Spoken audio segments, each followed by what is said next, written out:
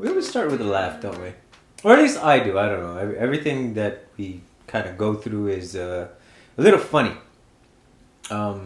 Including the crap we talk about and the thing that comes up in mind, and whether or not it's useful or significant, that's completely up to you. But welcome back, or welcome to, if this is your first time. Like, subscribe, all that. The algorithm, I don't know, something about YouTube. But before I start, VEA Collaborative, November 5th. That's only a couple days away. So if you haven't canceled whatever other crap you have going on, do it now because you should be there. Okay, it's going to be a lot of fun. 8 wonderful instructors, great food, vendors galore, a bunch of really cool stuff, swords and knives and even clothing. Oh my god, yeah. So definitely make the time to be there. Check it out on Facebook, VEA Collaborative, or Mike Cardenas, who is the host and the organizer of the whole thing. It's a lot of fun, folks. We'll be there. Come see us. Come say hi. Stay for the training. Go there for the shopping. And definitely stay for the food. Now that we've said that, we want to talk about today about... This is a story that's been playing in my head over and over again. And I kind of want to get more your opinion on it than I really want to make any significant point. I've been thinking about an individual somewhere between 15 and 16 years old. Now, this person grew up in a time where legally training could be a bit rougher, to say the least. There's a lot that we can't do nowadays, but there was a time, can even call it a golden era, where you're really tested in what you do.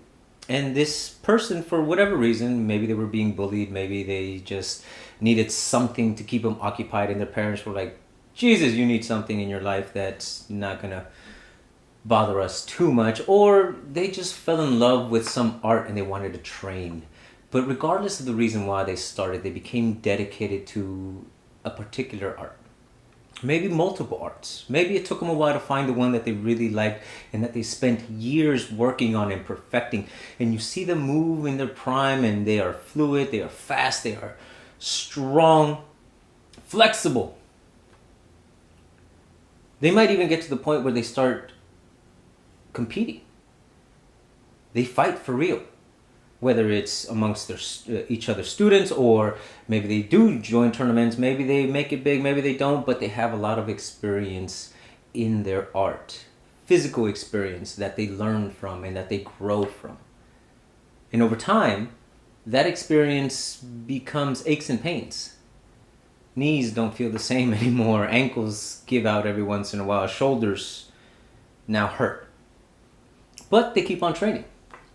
Now, whether or not it's a smart thing to train while injured, that's debatable. I think most of us who train on a regular basis have at one point or another trained with some sort of injury. But as this person progressed and got better, started teaching, started expanding their understanding, something happens, something clicks.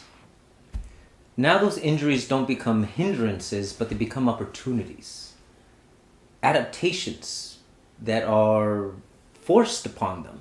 Sometimes they force it upon themselves because they were stupid enough to train with an injury and didn't take care of themselves very well. Or maybe something outside of life. But they get to a point where now they're having hip replacement surgery, knee replacement surgery. They have arthritis. They have pins in their shoulders. They might need a laminectomy, just a random thing to throw out there. And some of them even start losing their hair. But yet, periodically, they get in front of a student, whether new to them or along a student they've had for many years, and they say, attack me. Now, normally when they do a presentation, they say, throw a right cross, or throw a left jab, or throw this kind of kick. And we can say definitively that it's a lot easier to deal with something when you know exactly what's coming at you. But those moments where they just say, attack me, and they do some off-the-wall crap. Not because it's amazing in the sense that they're flipping and turning and twisting, because based on what I just said, they're not physically capable of doing those things. But it is amazing because of how effective, how simplistic, and how thoroughly they kick the ass of the other guy. That's happened to me a few times. I've had the pleasure of playing with at least 3 different individuals, older than me, of course, who've trained for a lot longer than I have, and whose injuries I could pretty much list, and I'd still be missing a few, and there's several dozens of them.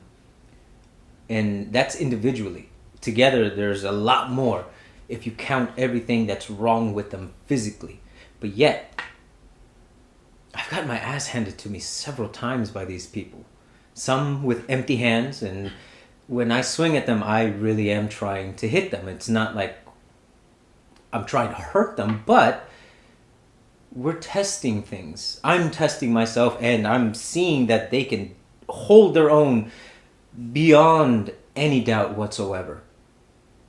I've played with sticks, even wooden swords, and not just any swords, swords made of kamagon. And I've surprised them, and they still get the better of me without necessarily injuring me. Now, there are a few times where I curse the heavens because it hurts like hell, but there's no permanent damage, so there is control. And that makes it even more amazing that they can cause that much damage without actually hurting me to the point where I end up like them. Because I don't want to be that injured, but I want to be that knowledgeable. I want to understand what it is they understand. And maybe some of them don't even know what it is they actually have, but there are a few that do. And even the ones that don't, having a conversation with them outside of the scope of a class, outside of the dojo, outside of the gym, outside of the seminar, you can pick up on little things. Little understandings, little bits of wisdom that they suffered through to learn, that they blood, sweat, and tears to get to. But they have it in them. They're not limited by their physical limitations, but rather they adapt. They understand something within themselves, not about the art, but about what they are capable of doing. And they can kick your ass. Effectively and with minimal movement. They're no longer fast. Not like they used to be. They're definitely not as flexible as they used to be. And maybe physically strong, well, those younger might be stronger.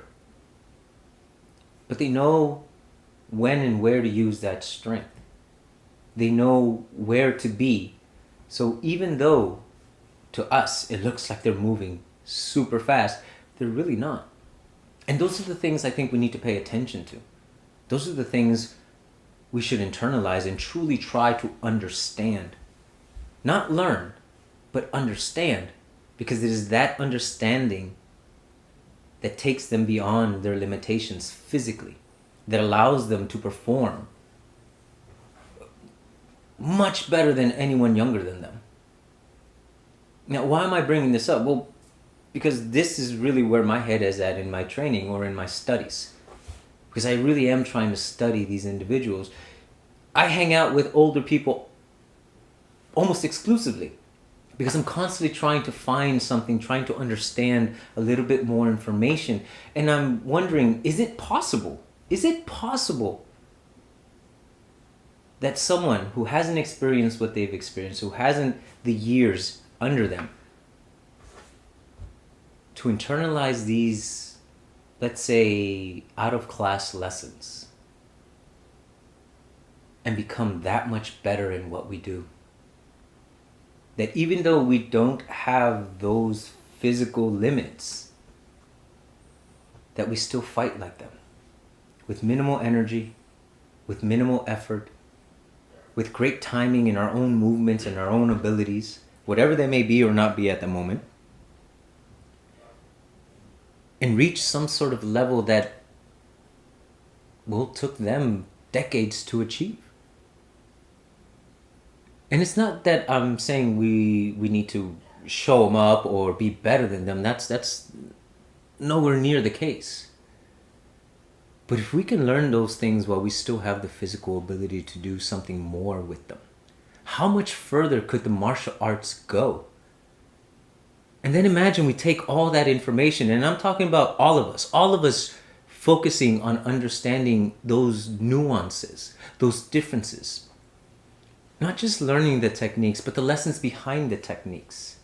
The little things that we overlook, that we don't really listen until years down the line, because we're so caught up with the physical, with looking a certain way, with doing things a certain way, that we miss those little nuggets of wisdom that these instructors throw at us when they're explaining things. Maybe it's not a direct word that they say, but the way that they say, the emphasis in which they say it, the energy, that the smile that goes on their face when they see you do something, or when they're explaining something to you.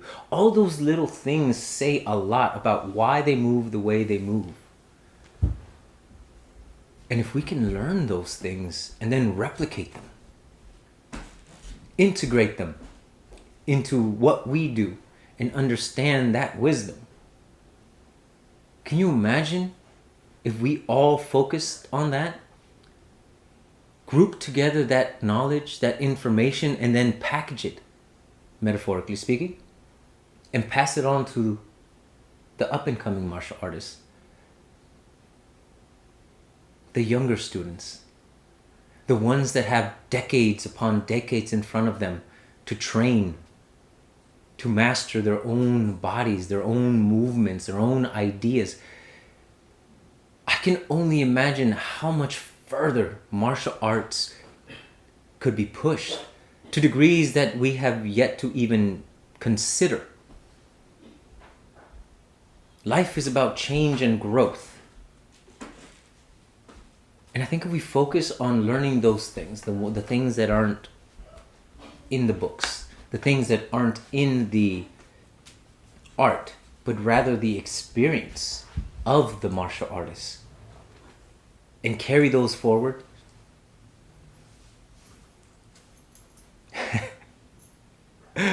I'm sorry, I'm having a moment right now because that sounds amazing to me. And maybe we need to ask. Maybe we need to pry a little bit more. Maybe we need to become closer to these instructors, to these people, to these practitioners, and really learn about them. Because it isn't the art that made them this way. It's them. Their experiences. The things they learned outside. The mistakes that they've made. The fights they've been in or haven't been in. The ones they've avoided. The ones that they've won. The ones that they've lost. So much knowledge outside of the art itself, and more on the artist. And if we can find a way to constantly learn something like that from them, as instructors, if we can pass that on, those nuances,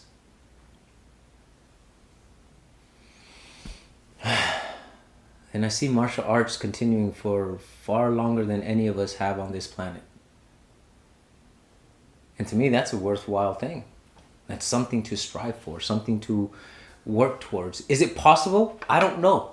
Maybe not. Maybe we have to go through all those hardships. Maybe we have to blow out a knee to figure out how to better move our center of mass. Maybe we have to break a bone to realize, hey, I'm much better with my left hand than I am with my right, or vice versa. Maybe we have to grow old and lose that energy to be able to learn how to conserve it. I don't know. I hope that's not the case, but I could be wrong. And maybe some of you believe that that is the only way to achieve it. And you may be right. But why the hell not try? So I ask the rest of you, what do you think? Is it possible? Can we try it? Can we all collectively do our best to learn not just the art, but all the other lessons that the artist who's teaching us learned in their life experience? And then can we somehow internalize it? Can we use it? Can we make enough sense of it that it becomes useful? You know, you hear all the time, keep what works, throw out what doesn't. I have a variation to that. Let's teach the students how to make everything work for them. Keep the things that already work for them, and the things that don't, change them, tweak them, adapt them, so they do become useful. So then nothing is wasted. Again, not sure if it's possible, but I leave it to the rest of you to try. And I hope one day we can come together and put all those ideas together. I'm at a loss for words at this point because I truly believe that this is how we're going to take martial arts forward. How to evolve them for everyone. At least that's the hope. So, thank you very much for joining me on this Nain short. I know it's a bit of a rant, but again, I leave it to you to make whatever it's going to become. Because ultimately, it's going to take your efforts to achieve it. It can't be one person. It has to be a collective.